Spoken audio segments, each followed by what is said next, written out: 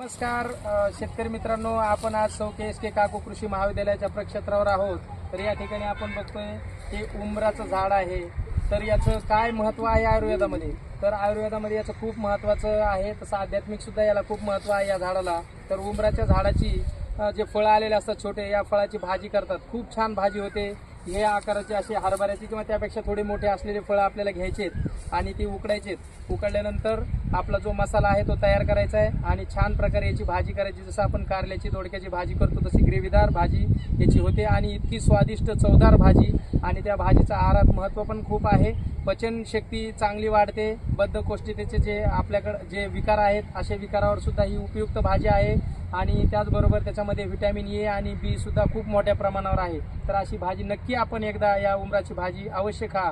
एक वेळेस जे भाजी खाईल तो पुन्हा ही भाजी खाण्यासाठी नक्कीच आठवण करेल. तर असं हे याचं महत्त्व आहे. त्याचबरोबर आयुर्वेदामध्ये उष्णता कमी करण्यासाठी सुद्धा या उंबराचं खूप महत्त्व आहे.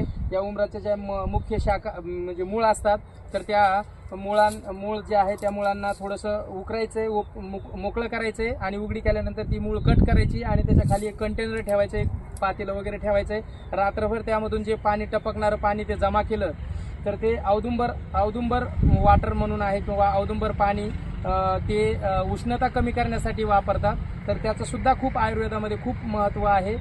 तर असं हे उंबराचं अमूल्य झाड आहे. नक्की आपण ही उंबराची भाजी खावी आणि याचं महत्त्व सुद्धा लक्षात ठेवावं. धन्यवाद.